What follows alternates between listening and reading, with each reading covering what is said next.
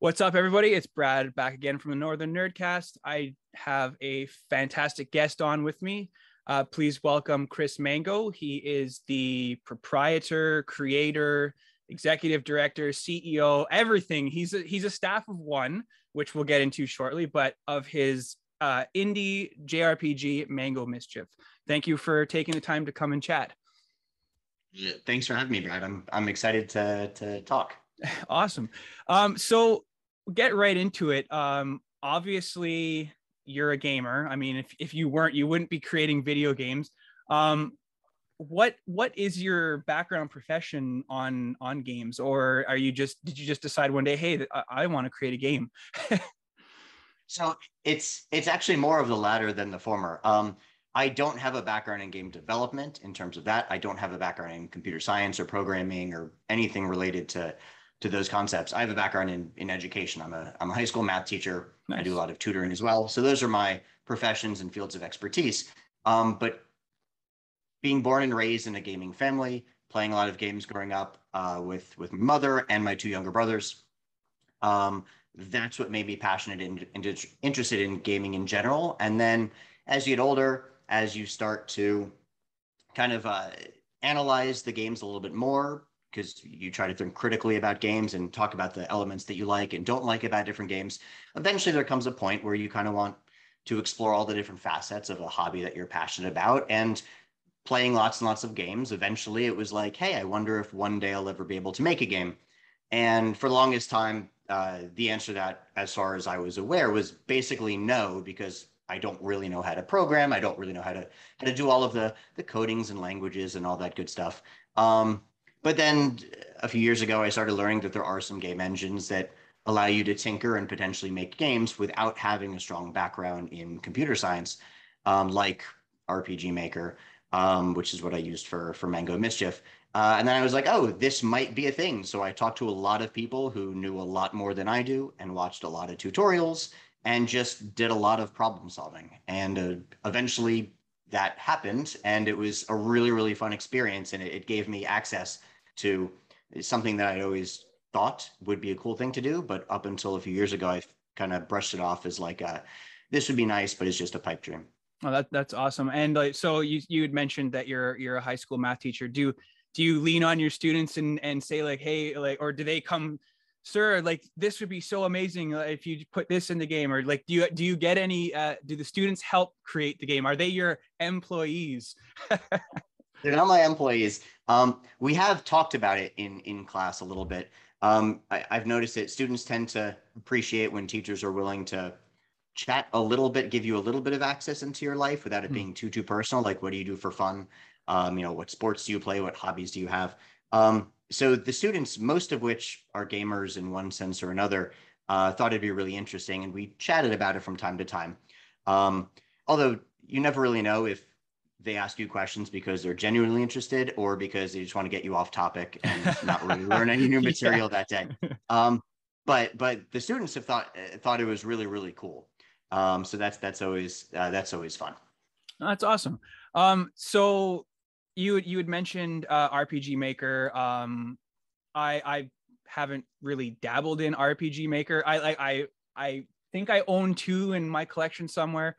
I have a friend who was really big into the original one. I think it was on PS1, and I like the concept of it. But then when I realized, hey, this isn't really a game, it's more of a, like you said, like it's a tool to build games. I just lost interest, and maybe I'll fire up two again just to dabble in it a little bit. But so that was my next question: was what program did you use it? Did you use to create this? And I'm going to assume it's the latest RPG Maker, or do you go with the older style? So I don't know how many versions there are. Maybe there's like 5 or 6 or so. Technically, the newest one is called MZ, which came out like within a year ago, maybe. So there wasn't that much there, and I had already started my game. So technically, mine is the second newest version, RPG Maker MV, which has a lot of customizability. It had been out for quite a while, so a lot of game devs had tinkered with it, created like plugins to customize it however you want. So it seemed to be the most user-friendly with the most perks and ways to kind of format it however I wanted. So technically, I'm using the RPG Maker MV for what it's worth.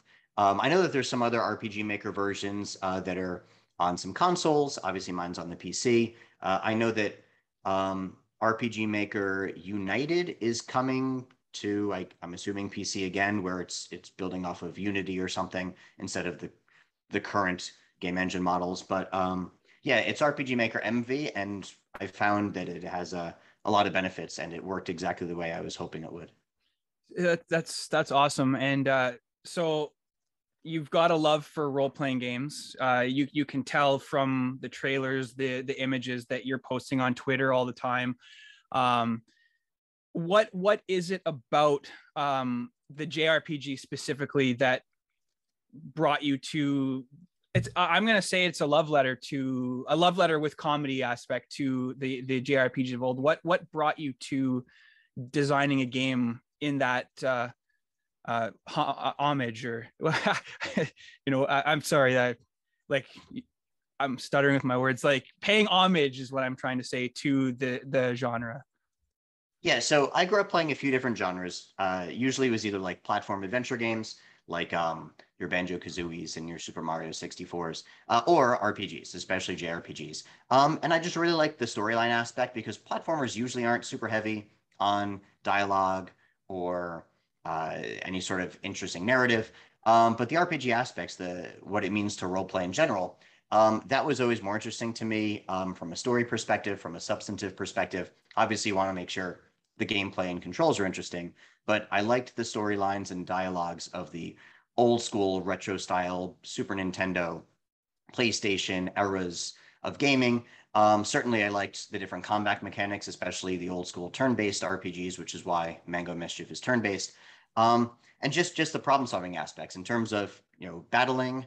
What are the best skills to use? What are the different attacks to use? How many different options do I have? And being able to explore all of those options, whether it's um, you know, succeeding in a battle, but playing it again because you think you could do it a little bit better or faster or take less damage or any other option.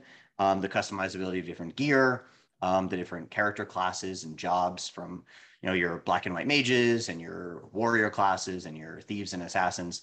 And these are all kind of fundamental RPG elements that I identified with in the old school retro style JRPGs that I took most of, at least spiritually, into Mango Mischief. Because even though I am poking fun and I'm doing some satire on the overly used cliches and tropes, I still wanted to make sure that it was a good RPG and not like my beta testers appreciate how it doesn't take itself too seriously in terms of poking fun inwards, doing fourth wall breaks, and those sort of comedy aspects. But at the same time, they're also saying, the story's interesting. I'm connecting with the characters. The combat is really good, or it could be improved here and there. Getting feedback has been always helpful. But it it's nostalgic for the people who have played it so far, which is very validating for me because I know it's nostalgic for me, but seeing other people play my game and enjoying it is just a really, really interesting and fun experience. So continuing with that, how difficult is it just being essentially a team of one? Like, yeah, you do have final say in everything that you do, but like, do you find it difficult just doing it yourself, or is it a pretty seamless job that you're putting out for people in a month? Uh, it's really, really difficult.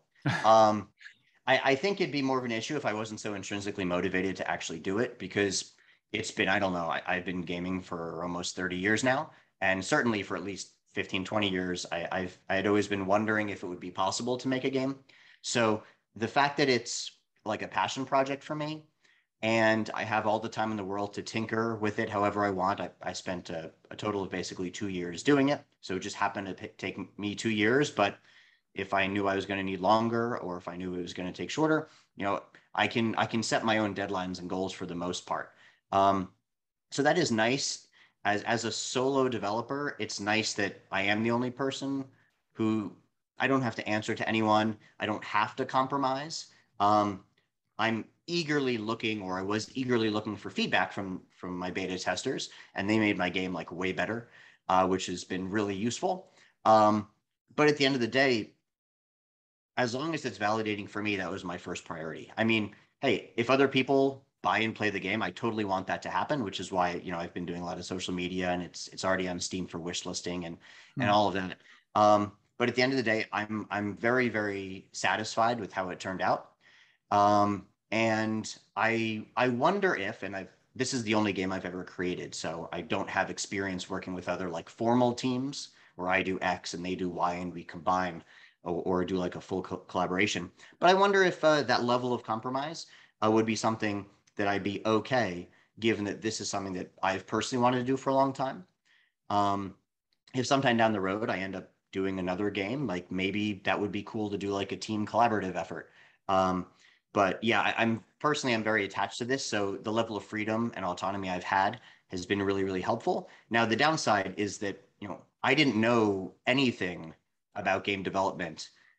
So I had to do a lot of research. There wasn't like, oh, I'll just have the person who writes the storylines take care of this, or the person who balances the game take care of that, or the person who creates all the maps. Like I had to do all of those things. But at the same time, all of that was really interesting to me. Like the pursuit of, all right, I guess it's the transition from, I think it'd be cool if X was in my game, transitioning from that to, okay, now X is in my game. Like what steps do you have to take to get there? All of that was just doing a lot of research, asking questions to other game developers. There's like an RPG Maker forum, which was super, super helpful. There's a lot of tutorials out there on YouTube. And there's also just tinkering. Like, let me just tweak a couple of things in the game and like, let's see what happens. And a lot of it's trial and error, and then you get better over time. So the fact that all of that rested on my shoulders I could imagine it would be very, very nerve-wracking for someone who's trying to churn out a game to make like a ton of money. Like if this was their like primary job and they needed the game to do well to put food on the table or to pay the mortgage or something, that I don't know if I would be able to do that. So I'm happy this is just like a really, really, really cool hobby I got to throw myself into for 2 years. And, maybe I do more in the future. I'm not sure. But I can see a lot of pros and cons to being a solo indie dev. And I'd imagine that there's also pros and cons to being part of a team. And I'm sure there's a lot of benefits and drawbacks to if you're doing this as your primary job, as opposed to whenever I have time, when I'm not in school, when I'm not grading papers, when I'm not tutoring kids, when my wife isn't home, when my 3 dogs and my cat don't need to be fed or put out or whatever. Yeah. Then I'll work on Mango Mischief.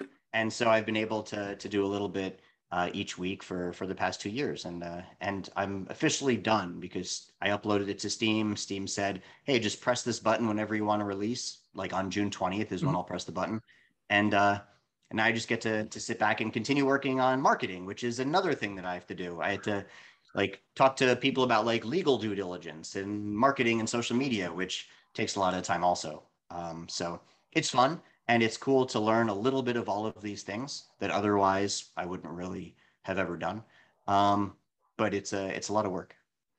And congratulations on the Steam launch. That's it's a great platform to be part of, especially now with the Steam Deck being out and people can like I've always resonated towards the like PSP and like you can see the Vitas behind me. RPGs for me, like I'll sit in front of a TV and play an RPG, but I've always played them on the road or if we're out in the bush and it's quiet time or something at night, I'll pop on Final Fantasy on my Switch. How did the Steam deal come about? Did you reach out to them or like I don't know anything about that side, so that to me is very intriguing and awesome that you are on Steam. So yeah, I to learn about that too. I basically there's like a little application, and I don't know really. There didn't seem to be that many hoops to jump through in terms of being allowed to create a Steam page, or maybe just everything happened to run pretty smoothly for me. I'd imagine if I had to do a bunch of games, I'd probably get a larger sample size, so I'd have a better idea of what's normal. But yeah, you throw a little bit of money their way. And the hardest part for me was to actually create um, to create all of the tabs and to customize everything and learn on the fly a little bit of a very minute amount of programming, and customizing and uploading all the different things. There seem to be a lot of different tabs on the Steamworks side. The Steamworks is the developer side. So I spend a lot of time in Steamworks, um, basically checking off more and more boxes of their giant checklists. Like before you hit this part, you need to submit this or upload this or give us a description of this. So there were a good amount of hurdles as far as customizing the page, but as far as getting my game on Steam, when I first applied, they were like, okay. And then when I uploaded my game like a week ago for them to do like a final check, they said you give us like 3 to 5 business days, but within like 24 hours, they sent me an email and they're like, everything's good to go. You can just turn it on whenever and you can release the game whenever. So I didn't really run into any snags. That being said, I did a lot of research and that seemed to be like a common thing. So the process ran pretty smoothly for me. And I didn't really use Steam before this. I think I had like one game on Steam before that. So I ended up creating like a new Steam account from the developer side. So I wasn't even that used to using Steam, but obviously I knew of its popularity. And I figured if I could upload to Steam, that would be a really cool place to singularly upload it to. Although I know there's a lot of other sites out there like itch.io and stuff for indie devs.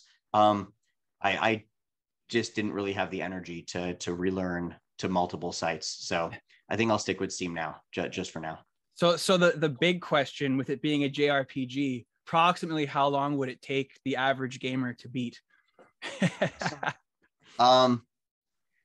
Based on my playtesters, it's taken them anywhere between, I want to say like 15 to 40 hours, Oh, so which it's is a pretty meaty game. big, Yeah.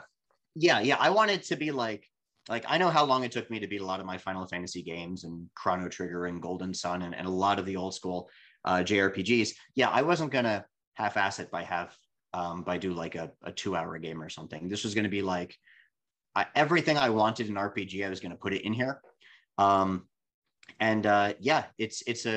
I'd like to say it's a pretty nice, long, substantive game. It's got the traditional post game and all of those awesome. The perks, the things that come with your JRPGs, your Ultima weapon equivalents. Yeah. And your over the top side quests. Yeah, there's a few of them. There's a reference or two to a fishing mini game and a couple other very cliche references. Your logo, when I saw it, it reminds me, I don't know if this is your intent, but it reminds me a lot of Trials of Mana. Like that's exactly my intent. That was really well done. And because when I was scrolling through, I thought like it was we were getting another Mana game, and I was like, this actually looks really interesting. Like you have the tree and you have the character pointing the sword, and it was really, really well done. So would you say that you're not borrowing, but you're drawing mostly from like a Final Fantasy Trials game? I think was that what influenced you to the most for this series? It was a little bit of everything, and I'll elaborate on more games in a second. But as far as the page, as far as the logo goes, it was exactly. I looked at Trials of Mana and I was like, that's probably my favorite. Just the layout in general, like you can see all of the characters nice and bold. The background seems interesting, and I thought that was a really cool logo to emulate as far as setting up Mango Mischief was concerned. Yeah, there are RPGs that I borrowed more heavily from, and I'll give them kind of spiritual shout outs or references in the game. So like you've got a Final Fantasy reference or two to, I guess it's a matter of Red, the lion, dog, Red 13, yeah. Yeah. So there's references to like non-human companions, whether it's Red, or your green frog from Chrono Trigger. So there'll be references to each of them. There's even references to non-RPGs. There's a reference to Banjo-Kazooie, to Ocarina of Time, to Super Mario, because it's like I wanted to make it referential to a lot of gamers who played not just RPGs but other games in the generations that I played growing up.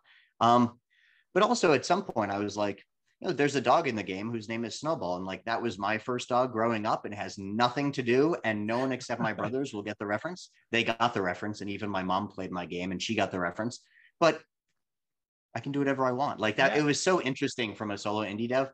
And as long as it doesn't detract from the story, right? Like as far as like inside jokes go, you can only do so much before people are like, I don't know, is this important? And sometimes it is. And sometimes it's just like, I want to put my old dog in the game.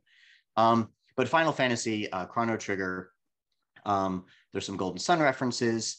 There are some subtle references to not so popular RPGs are in there too. So for example, one of the worst RPGs of its generation, but is arguably one of my favorite games, because I guess it was my first RPG I ever played back when I was like 10, was Quest 64. Do you have any idea about that game? I've never played it, but I've heard it, I've seen it played, but I've never actually played it myself. Yeah, not a great game. It didn't really stand the test of time, although I just play it every year just as an homage to it.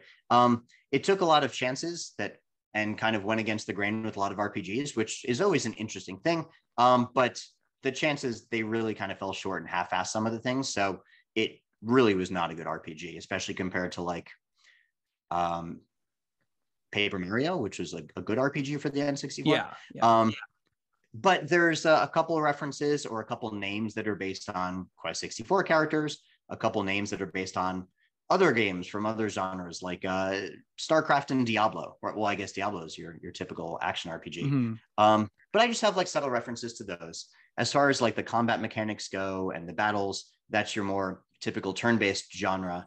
Final Fantasy X was my main inspiration for the turn-based, but it's more like conditional turn-based, where like in Final Fantasy X, like you can cast haste on your party or you can slow down the enemies. So like you can see the turn order coming up, and the turn order isn't set in stone. You can use attacks that take a while to load up or buffer, or since you can slow down enemies, you can kind of plan in advance when you'll get to go next or when your opponents will get to go. And that's kind of what I wanted with my game, where you could see the turn order, but you also had control over the turn order if you wanted to buff or nerf certain units during the battle. So I preferred the turn-based because that's what I grew up playing. Also, I'm pretty sure it was a little bit easier to do mechanically from just like a programming perspective and based on what the RPG Maker engine seemed to be better made for. So that fit really nicely with the fact that I wanted to do turn-based as opposed to like a free action RPG. So all that kind of lined up really nicely. Yeah, so I borrowed from a little bit of everything, I'd like to think. That's awesome. And so then getting back to the Steam thing, I mean, obviously that's a huge feat in itself. Any plans on going to limited run to get a physical release? Like I know that's probably way down the road, but I would like, I'm a physical collector. I'm not saying I would never buy digital, because if it's something that really intrigues me, I will buy the digital version of it and I will play the crap out of it. Have you ever thought of potentially going to limited run and saying, hey, like I've come up with this, what I think is a pretty sweet game, and take it from there? I have never considered that. That doesn't mean I never will, but I just want, if I can just make sure that the launch goes well and that like that ends up being fine. We'll see what else happens in the future. I'm more of a collector too. I mean, I have every N64 game. I collect N64 stuff. Wow, that's impressive. Yeah, and like custom consoles and controllers. So that was always a fun thing of mine. I usually don't go digital, although I didn't really play many PC games growing up besides Blizzard games, really, Diablo and StarCraft mainly. But I guess never say never, but I'm not sure. I feel like I'd have to learn a lot more stuff to roll that out. But yeah, I guess we can see one day. So, like, obviously, you've got Final Fantasy, you've got the Mana series. Why Mango Mischief? I like the name. I love the name, but it's just why? Like, what? Besides it's your last name, what's is that this is that the significance to it, or is there a meaning for it in the game itself? Yeah, so that's half of it. I mean, the fact that my last name is Mango always seemed to be an interesting conversation starter growing up. And so I wanted to insert that part of my identity and my family's identity into the game, but I didn't force it. It comes in more organically throughout the game. Like there are plenty of side quests and other important storyline points based on mangoes in the game, like picking mangoes from trees. That, as far as Mischief goes, I figured that might be more of an homage to or more of a reference to the satire in the game, the comedy aspects, where sometimes the game will mess with you a little bit. Sometimes the characters will mess with you a little bit. Between fourth wall breaks, jokes, self-referential humor. I figured the mischief thing works out pretty nicely. I like the alliteration of Mango Mischief. It flows I've nicely. signed. Thank you. Also, I mean, there's an N64 game called Mischief Makers, which worked out nicely too, as far as MM. But I like the alliteration, and in each of the maps in my game, I have little signposts that give you tips or might help you out, give you clues. And I got to really write basically poetry on those signposts. I got to do lots of rhymes and puns, play on words. And so besides the alliteration for Mango Mischief, I kind of fleshed that out throughout the entire game as well. Whether it's the personalities of the characters or the references or writing of signposts in the game. So I wanted to have kind of all of that, the reference to Mango, the reference to how the game is mischievous in a bunch of different ways, and the alliteration. So that's awesome. With the game launching next month, are you planning on hopefully appearing at any cons to promote the game and show off what you've done? Because that, like, now that the pandemic seems to be behind us, like I'm not sure how it is where we're in your area, but like we run our own show. We've been doing it now technically 8 years, but we had to cancel 1 year because of the whole pandemic. But and I really don't like this word. I hear it all the time, but it could bring a lot of exposure for the product. Are there any plans to do the con circuit? I honestly haven't even looked into that at all.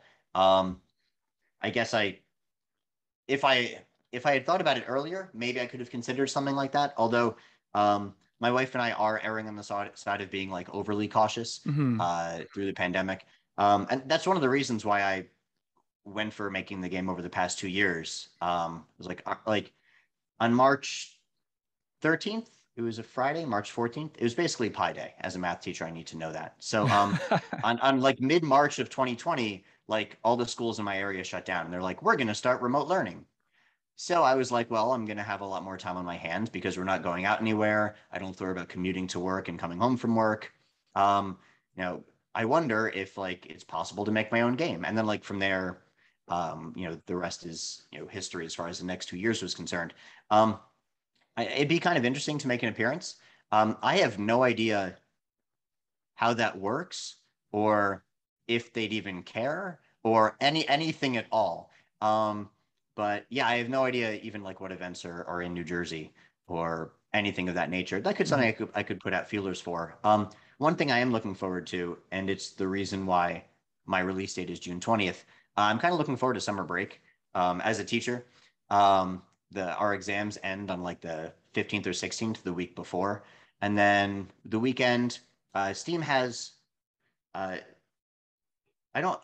I guess you could probably release a game on the weekend, but there were a couple of things that Steam doesn't like doing on weekends. So I was like, let me just make it the following Monday. So like my first Monday of summer break is going to be releasing the game and then getting to relax a little bit because my game will be out there. I'll be done with school for the year, and I'll be able to just relax. So I would assume that the wisest promotional move would be to go out to as many places as possible and promote or get more exposure, as you said. But yeah, maybe I'll see what I can do from here. But for now, there's no plans to particularly go to any events, but that might change.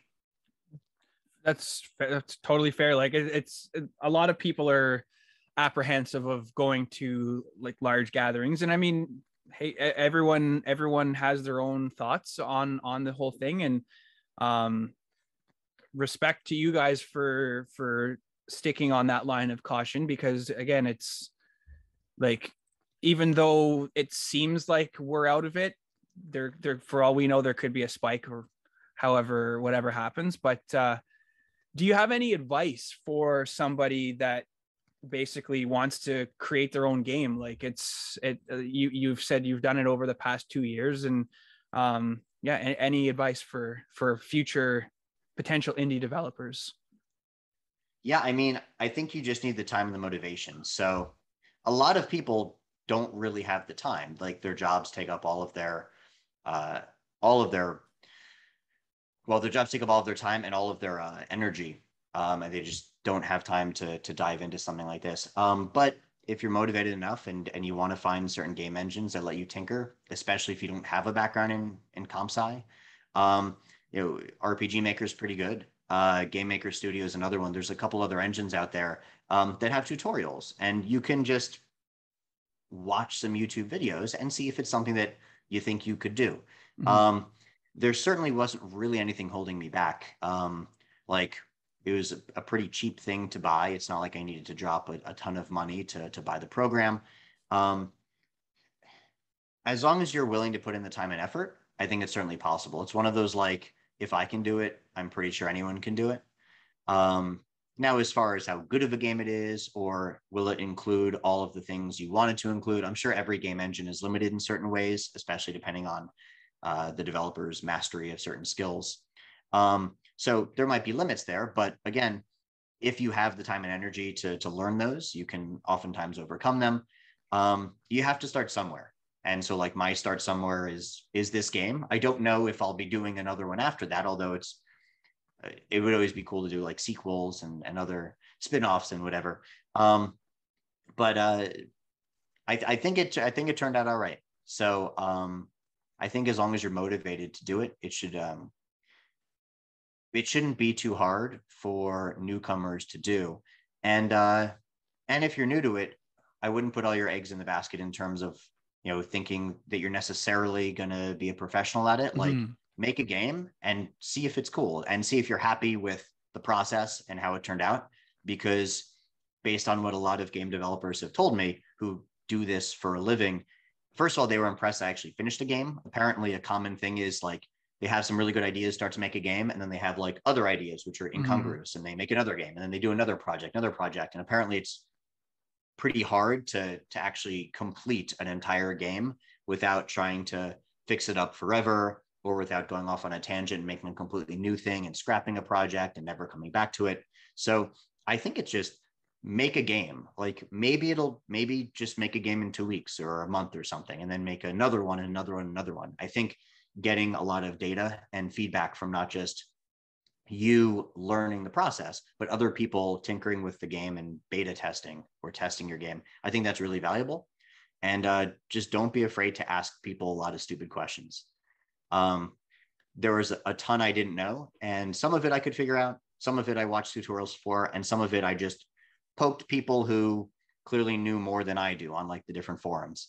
Um, I have found so far that the community of indie devs has been amazingly supportive and inclusive.